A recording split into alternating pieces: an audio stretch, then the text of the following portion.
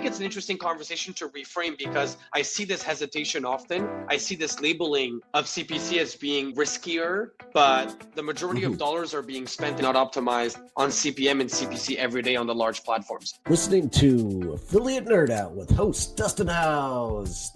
Hey folks, welcome to Affiliate Nerd Out. I am your nerderator Dustin Howes, spreading that good word about affiliate marketing. You're going to find me here on LinkedIn Live every Thursday at noon. Stop on by and join me and a guest. My guest today, Lucas. He is the founder of GoLoot and joining us today to talk performance marketing. Welcome to the Nerdatorium, Lucas. Thank you very much. Thanks for having me. It's a pleasure, Dustin. You got it. I met you briefly at ASW. We were introduced by a guy named, Mikey. What's Mikey's last name? Michael Yak. Mikey Yak, who's a character in himself, but he pointed me and made me introduce myself to you because he said, this kid's going places. He's really smart. He's super sharp and really out there. You got to have him on your podcast. And I said, if you think it's a good idea, Mikey, absolutely. Let's do it. So here we are today. So tell us about you and your story. Absolutely. Shout out to Mike for making this happen. And he's a very close friend and a part of that story that you and I are going to cover today. So, my name is Lucas. I was born and raised in Montreal, a French-speaking family. I now live in Toronto and have the pleasure of leading the team at GoLoot from Toronto. There's a few of us here,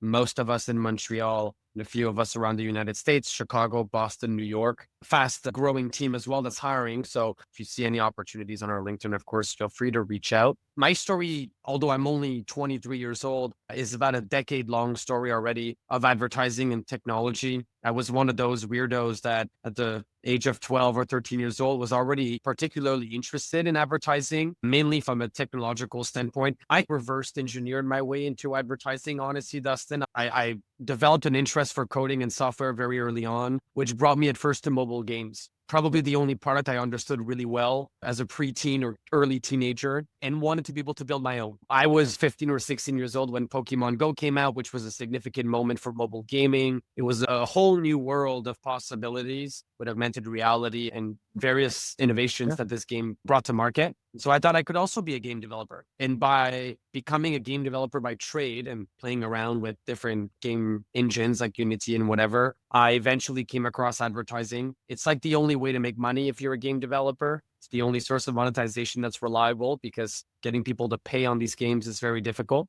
And so I got my hands really young on the SDKs of Unity ads and Google Ad Mob and some of the major ad products we don't really talk about in affiliate marketing, although AppLovin has been making some waves in performance marketing recently. We mainly don't hear about their platforms, but nonetheless, they are a big part of the advertising industry. And that's my start in advertising as a game developer, so sitting on the publisher side, using ad products to monetize my admittedly very small audiences, but nonetheless, trying to optimize the revenue there through ads. And I furthered my knowledge and expertise over the years as I was still in school, leading to the point where around the age of 17 or 18 years old, I could offer consulting services to other game studios and help them monetize more effectively and more efficiently. And so I was talking to a bunch of game developers. I made some good friends at Ubisoft Montreal that were working on some pretty large IPs on the mobile side. And at some point in time, I decided that I wanted to start a company that would help mobile game publishers. And this is the early days of GoLoot. I'll get to what we're doing today, but help at first mobile game publishers launch a performance marketing advertising division or advertising product, which was a big gap in the market and still is a big gap today. Most of these game companies are very good at advertising other games, or they're very good at awareness. But when it comes to affiliate and performance, they have little to no offering. And so my original idea was to become the destination for performance advertising in that space. And I realized really quickly that games were going to be hard to scale, very hard to make those partnerships happen. And so around 2020, we pivoted the business model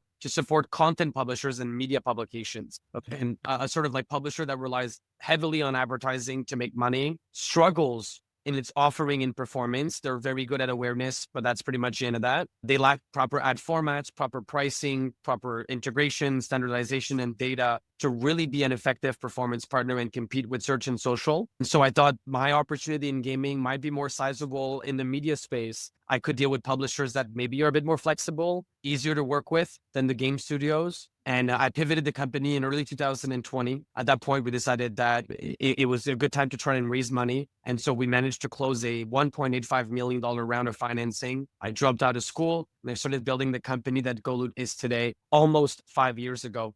So from a gaming background, discovering advertising, making my way into media, and then taking the tech venture startup world by the horns and raising money and building my own company is pretty much a summary of my story. Okay, beautiful, man. A lot of things there. Interesting enough. I see people playing Pokemon Go still, like That's 15 fascinating, years yeah. later. Like I see a group of people, 100 people somewhere that they're not supposed to be. And like, that's still a thing. It's incredible. That's some longevity in that game. Incredible. And the mobile gaming industry is very unique in the terms of just watching my own children play these games and understand how to exit out of marketing ads, but are still getting targeted every single game that they're playing is very unique, but a good way to get out of it. So GoLoot sounds like the programmatic solution that you guys are creating and working for brands. How do you guys get started with brands for your tool? So we can get into the GoLoot value proposition today, right? Moving away from gaming into media publication, the ambition and the vision for the company was to create an advertising network for advertisers, for agencies that would offer the same scale, the same simplicity, the same performance, and the same data as what you would find in programmatic awareness or what you would find on search and social, but bring that to performance on the open web. And so GoLoot is a multifaceted solution and technology, obviously, to fix that problem. There's more than one product. We start with a network of publishers. There's about 150 different publishers on the GoLoot network today, most of which are content platforms, enterprise media publications like US News. But we also expand our offering to newsletters, loyalty sites, communities of shoppers. Some coupon websites is a rare persona, but they still exist on the network. And we aggregate all of these publishers into one beautiful network that brands and agencies can leverage to launch a marketing campaign. Okay. These publishers are typically equipped with our ad formats. So we have our own set of proprietary ad units that we over the years developed and got IAB approved, which is a whole process. So they become an integral part of a publisher's tech stack. And so these ad formats really specialize in pushing offers, discounts, and promotions via the publisher's content. We don't own any of these publishers. We don't own their content. We don't produce their content, but we give them a layer of ad products that they can integrate in their content. And then we can run offers. We can run different creatives for brands. We can help them achieve their performance goals at scale across the network using, of course, these ad formats. We also leverage our publisher relationships to do much more than run format-based campaigns. We will try to do something native or content-driven, perhaps include ourselves in the publisher's newsletters, perhaps have the publishers write some articles to boost certain campaigns. We really work hand in hand with our network of publishers that's very curated to keep. And then the brand looking at a platform where to benefit from this network, they can come on, create a GoLoot account, have an account manager to support them. They set up a campaign. We typically bill advertisers on a cost per click or a cost per lead, but they also articulate to us what their conversion rate goals are, what their CPA targets are, what their ROAS targets are, whatever the secondary KPI, as we call it, or quite frankly, we call it secondary, but it always ends up being the main KPI, the sales, the performance is. And you provide one set of assets that are super simple creatives, one tracking link, and we integrate with any and all affiliate network or other tracking platform for you. Right. And then your campaign will be deployed at scale across all these publishers. So that's where you're really feeling the breadth of the value proposition. You're seeing so much scale, so many partnerships deployed at once, almost in a programmatic fashion, but all of them optimizing for a specific performance outcome on performance pricing, which effectively does not exist on the open internet. There's a huge gap there in this large performance industry where publishers typically operate as walled gardens. They don't offer themselves from a performance standpoint to brands programmatically. They've just always operated as like a lone wolf, but that has prevented the industry from scaling. It's prevented the industry from being adopted by mid-market agencies and even large enterprise agencies. It's prevented many media buyers from finding these publishers attractive, given the lack of scale, the lack of data, the lack of standardization. So we come in as a great partner to help these publishers make more money and these brands find more scale. So yeah, that's essentially what our company and platform does. Obviously, over the years, it has grown so much. It's honestly baffles me and impresses me what our team has been able to do in such a short period of time. That's us, my friend. I'm really impressed. I love any product that is bringing publications that may not be traditionally into affiliate and like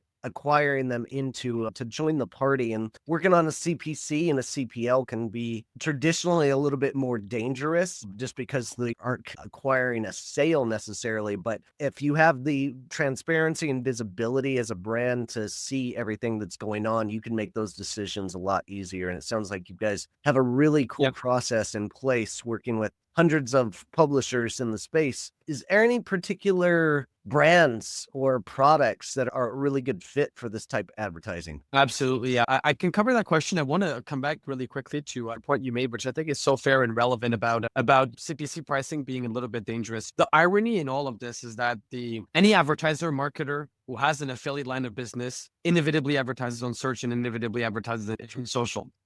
And the proportion of media dollars going towards affiliate performance outside of search and social is about 25% on average of a brand's envelope, right? All the money they have to spend on advertising, 25% and less is going towards search and it's going towards the open web and affiliate, and 75% typically ends up in search and social. So the majority of a brand's dollars are comfortably being spent on CPM pricing that's extremely volatile and provides no guarantee whatsoever of performance. The only thing you have when buying Facebook ads, now known as Meta ads or TikTok ads, is a series of success stories with them that provides you some level of comfort that your money is going to return sales. You have case studies from other companies achieving similar outcomes that make you confident you're going to be able to do the same. And same for CPC, but there is no guarantee. And very comfortable living with that in these large monopolistic proven channels. But when it comes to new vendors, suddenly there's a hesitation. And that's why we try to like break the mold for advertisers. Look, CPC pricing is a lot more fair to publishers who are ultimately pushing your media and your advertising to their audience. It makes a lot more sense than CPA and affiliate. It's the reason why the affiliate industry has suddenly become more of a flat fee industry, especially with content. It's because publishers need to be able to afford producing content that's high quality and giving brands more just sales as a benefit. CPC pricing is a really good middle ground, but we Performance Network are just like Facebook and Google.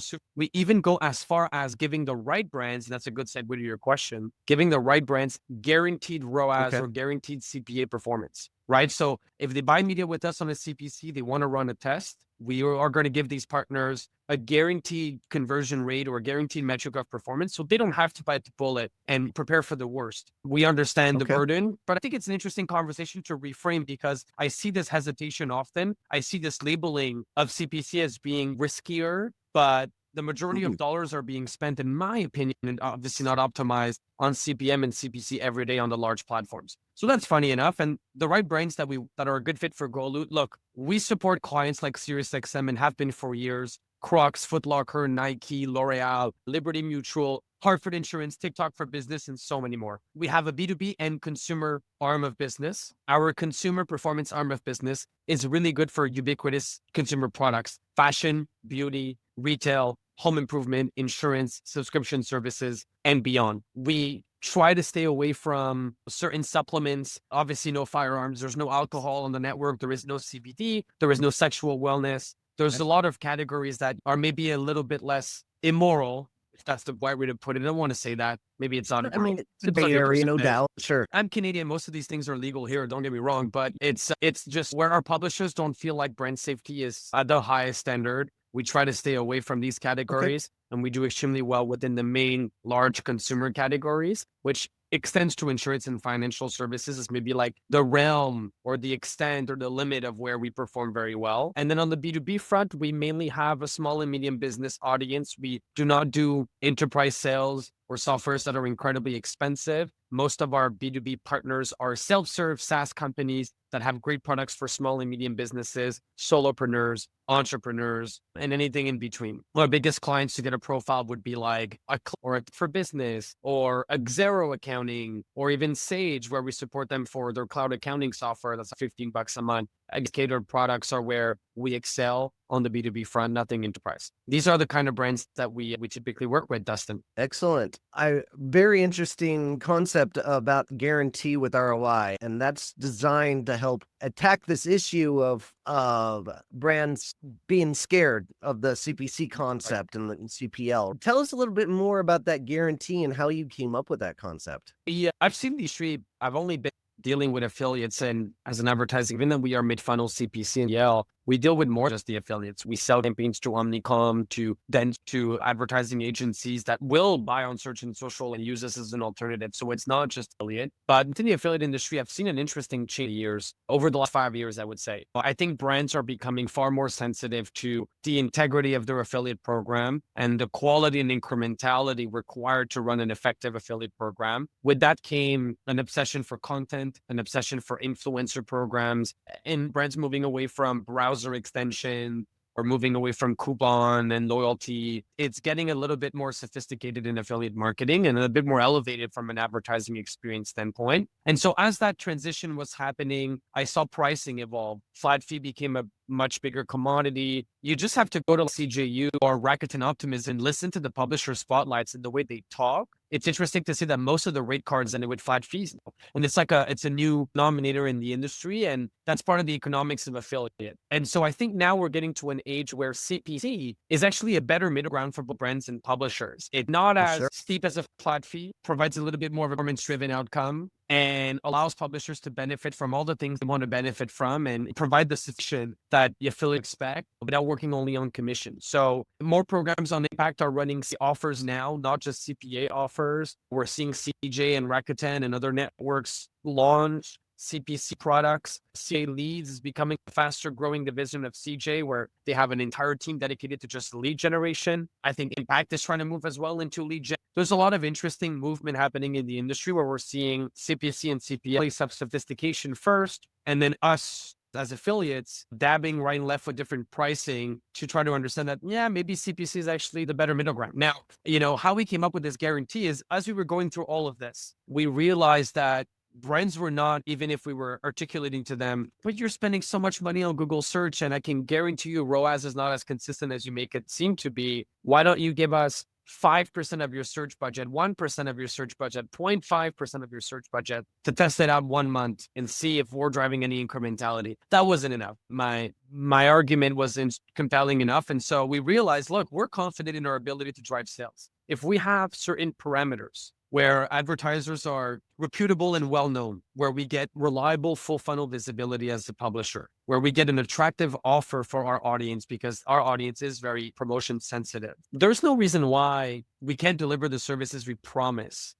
And it got to a point where as I was studying data, when certain patterns were in place with near certainty, we were achieving positive ROAS. And so my CMO, Pierce, and I sat down and said, why don't we market our products as guaranteed drivers of results should you meet the variables that we need, knowing that we can say with near certainty that you will get returns on our network if you meet certain criteria. It came from an approach of trying to make the product more appealing, more attractive, get brands to jump the fence and jump the gun and get started with us, not be afraid of CPC, but then also understanding our data, understanding patterns, and seeing that with specific information and assets, we really had a miracle formula. And it's not that crazy of a formula. It's just a good brand, a good offer, and the good audience will almost without fail drive good results. And we just applied that at scale and standardized it in our pricing, basically. I can tell you how the mechanics work from a guaranteed ROAS standpoint, but I think you get the gist of it. Yeah. I think you nailed it there. I'm going to take some time to talk about our sponsor of the day, and that is Moonpool. Let me pull up a picture of what Moonpool is all about. I'm pulling a moon out of a box. Oh, these guys are outstanding. If you are struggling out there with affiliate tracking issues and miscommissions, Moonpool is that affiliate marketing intelligence that you're looking for. So this is not just making your affiliate program look good, but you're actually helping out the publishers by finding misclicks and opportunities for them to acquire the sales and get credit for them. Stop losing money on broken affiliate links with Moonpool's precious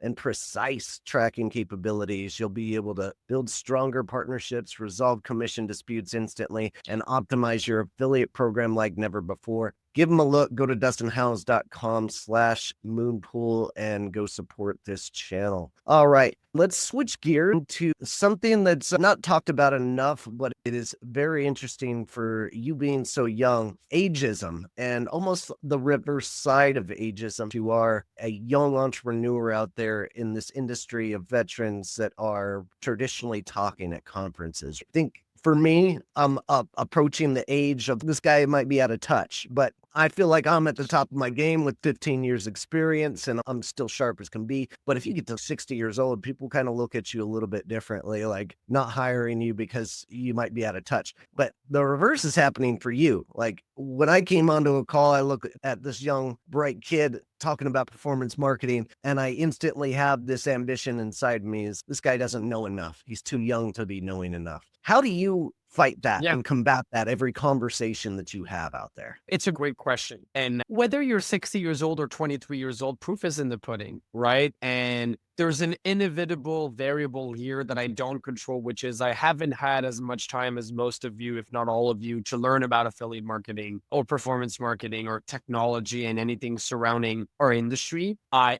can say I have spent an outrageous amount of hours over the last already 10 years of my life coding and developing products in the advertising space. I started extremely young and I was very fortunate to have parents that supported me in that endeavor. Nonetheless, I don't have the expertise that many other people do, but I think to some degree might have way more exposure than 60-year-olds out there, given the sheer commitment, passion, and determination I've had over the last 10 years in building this company. I have spent most of the waking hours of my life taking little to no vacations, making myself a very good marketer. And that can beat many people that have maybe a 10-year edge on me or sticking to a 9-to-5 schedule. So there's that, right? I don't judge age, whether it's for my hires, my partners, my mentors. I look for knowledge. I look for profound thought that's provoking and helps me grow as an individual. And if I find you interesting, age is just a number, quite frankly. Now, I told you earlier when we were having conversations, Dustin, I find like my age has been an incredible asset for the company. It's obviously attracted some media attention. It's attracted some attention in the industry. I've also found that some of the veterans have just been more welcoming in supporting me and feeling like there's a duty and an obligation to help the next generation of affiliates, help the next generation of entrepreneurs build their products and optimize and learn from the mistakes that, the veterans have made. I owe a large part of my success to Mike Yak. I speak to Mikey every single day. Every day we have a 6:00 religious call. He even calls me on weekends. Mikey and I have a daily call, and without someone like him around me and so many others, none of this would have been possible. I've had Adam Weiss, who's now the president of AWIN, consult for GoLoot for a few months back in 2024. Paresh and I met very early on in my career. I was in Montreal. So Paresh is obviously another Montrealer. Back when OPM Pros was still a thing, he took me under his wing. And right away, I just felt such warmth and such support, given that I was a 23 years old guy trying to achieve things back then, maybe 18 or 19. I had large ambitions. I had a great work ethic, and these people respected it tremendously. Jennifer Goodwin, so many that I could mention that are affiliate legends in their own capacity. And I don't think I would have had the same service, the same support had I been a 60-year-old man with an acquired career. I think most people would have looked at me like, why do you not know this by now? You know what I mean? Why do you need me? Why are you not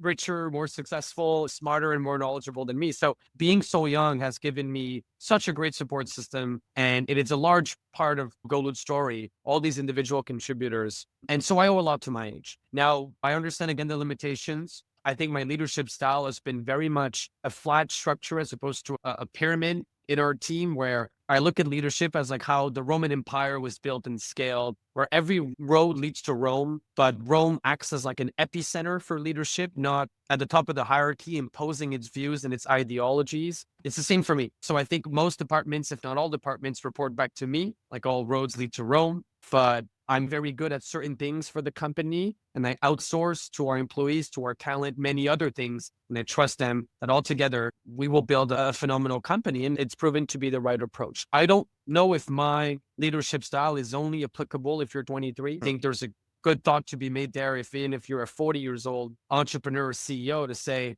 I'll own the things I'm incredibly good at. I'll hire smart people so they can tell me what to do with the things I'm really not good at. Yeah. And I'll build a leadership structure that empowers those people to shine in their knowledge and their talent, reporting back into Rome, reporting back into my function as CEO every other day. So I've had to make some adjustments. I had to be lucid and humble. I had to pull on mentors because I was 23, but it came with a massive amount of benefits. As you can only imagine, Dustin. Yeah. Awesome. I love the positive spin on it. One thing I'd love to know about is like, how are you picking these mentors and how are you asking them, or are you paying for these mentors? Like, how do you go about finding the mentor for you in this scenario? Yeah. So there's two things, right? For me, everybody is a mentor in some capacity. I have doctors and lawyers that are either investors as angels in the company or trusted advisors. There's a lot to learn from everybody. I've always viewed entrepreneurship not as a job, but as a skill, not as a job, but as like a personality trait or an asset. It's something that most people or maybe won't develop, but a few people I find have really developed well, whether they are artists, doctors, lawyers, athletes, creatives. You can find that entrepreneurial spirit, that entrepreneurial trait, and the determination and the work ethic that is required to be an entrepreneur in so many people. So I try to pull from a large range of individuals, not just expert affiliate marketers, to try to, again, diversify my knowledge. So my mentors are wide and broad. And my approach to mentorship has always been to try to find a win-win accommodation. You mentioned monetary compensation. It doesn't have to be just that, but I don't believe in working for free. And I quite frankly, I wouldn't be working for free myself either. Most of my mentors, I have made sure that after the initial call, there's always a path to us both winning in a transaction, whether it is having them on a retainer, whether it's having them on a referral agreement so that we can have mutual wins, whether it's giving them some equity as an upside in my company so they can join and buy in the story. A win-win approach has been super important to me. And I'm pretty sure that if you talk to everybody that I've had the pleasure of considering friends and mentors, some of the names I mentioned today, everybody found their own win with GoLoot. Everybody found their own way to further their career and further their position through us. So it's been a huge part of how I've approached mentoring. Win-win transaction. It's not just a one-way street. And it's paid off because we managed to get some of the biggest and best names in the industry around us. Yeah. Outstanding. Awesome. Lucas, appreciate your time today. Thank you for hanging out and explaining like your process in the performance and programmatic world. This has been great. Tell us how to get a hold of you. Absolutely. Thank you for having me, first of all. Congratulations on the podcast, the success, the growth over the years. Again, there's so much entrepreneurial spirit in what you do. It's incredibly inspiring. And I hope that I can continue learning from you over the years, speaking of mentorship. So thank you again for having me on this episode. Thank you for people that have tuned in and taken a bit of time to listen to my story. You can find me on most social media platforms. Obviously, the most professional one to reach me would be LinkedIn. You can try me on Instagram or Facebook, whatever, but I think the best way to get a hold of me in a professional context would likely be LinkedIn, whether by reaching out to our page or reaching out to me via my profile. My email address is also in my profile. Any genuine outreach, whether it's a publisher, an agency, a brand, I will happily take the call. We can chat about all things affiliate performance marketing and see if there are things we can all do together. So my LinkedIn profile is the best way to reach me. My email is in there as well if you don't want to DM me on LinkedIn. And of course, you can follow our GoLoot page. We're posting a ton of cool, fun, engaging content there, including job opportunities because we are hiring on the sales side, on the product side, and everywhere else. It's a great place to stay in touch with our story and our progress at GoLoot. Outstanding. All right, Lucas, thanks for joining us. And for those tuning in, keep on recruiting, and we'll see you next time. Take care. Thank you.